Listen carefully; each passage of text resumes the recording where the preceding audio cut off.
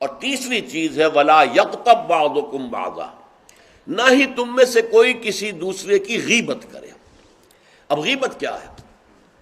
کسی شخص کی غیر موجودگی میں اس کی کوئی برائی بیان کرنا، یہ غیبت ہے، یہ ہے اس کی ٹیکنیکل ڈیفینیشن۔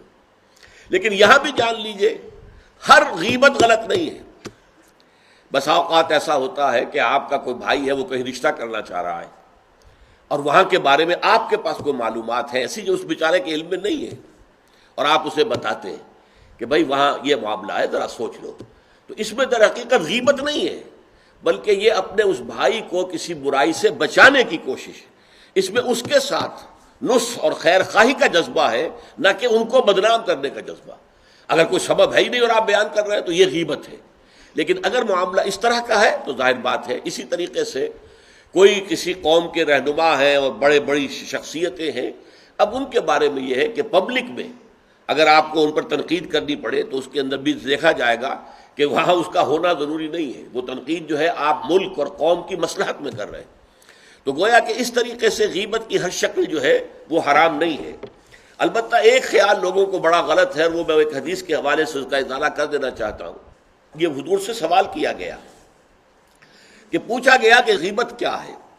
یہ حدیث ہے، مسلم شریف میں بھی ہے، ابو داؤد میں بھی ہے، ترمذی میں ہے، نسائی میں ہے، یہ حضرت ابو ہریرہ رضی اللہ تعالی عنہ سے، اور امام مالک نے ایسی ایک حدیث جو ہے موطا میں مطلب بن عبداللہ سے جو ہے روایت کی ہے۔ حضور سے پوچھا گیا کہ غیبت کیا ہے، آپ نے فرمایا ذکرو کا اخاک بما یکرہ، تمہارا اپنے بھائی کا تذکرہ کرنا کسی ایسے اعتبار سے جو اسے ناپسند ہو۔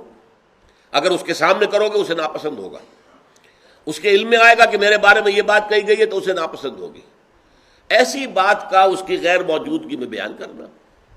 اب قیلا کہا گیا، سوال کیا گیا افرأیتا کہ حضور آپ ذرا غور کیجئے، ان کان فی اخی ما اقول، اگر میرے بھائی میں وہ شے واقعتاً موجود ہے جو میں کہہ رہا ہوں تو کیا اس صورت میں بھی غیبت ہوگی؟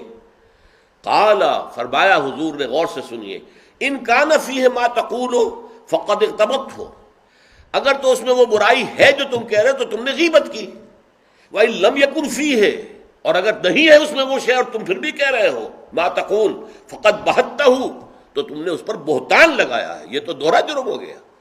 اس میں کوئی خرابی نہیں ہے، برائی نہیں ہے اور آپ بیان کر رہے ہیں تو یہ تو بہتان ہے۔ البتہ کسی میں کوئی برائی ہے، خرابی ہے، نقص ہے تو یہ در حقیقت جو ہے آپ کا اس کی غیر موجودگی میں بیان کرنا یہ غیبت ہے۔ تو اس اعتبار سے غیبت کی جو برائی ہے اس کو اچھی طرح سمجھ لیجئے، اور یہ ہمارے معاشرے کے اندر بہت پھیلی ہوئی ہے یہ شے، بلکہ یہ کہا جاتا ہے اور صحیح کہا جاتا ہے کہ وہ کئی کورسز کا ڈنر ہونے کے بعد جو ہے پھر جب گفتگویں ہوتی ہیں تو معلوم ہوتا ہے کہ سب سے زیادہ لذیذ ڈش جو ہے وہ ایک دوسرے کی غیبت ہے۔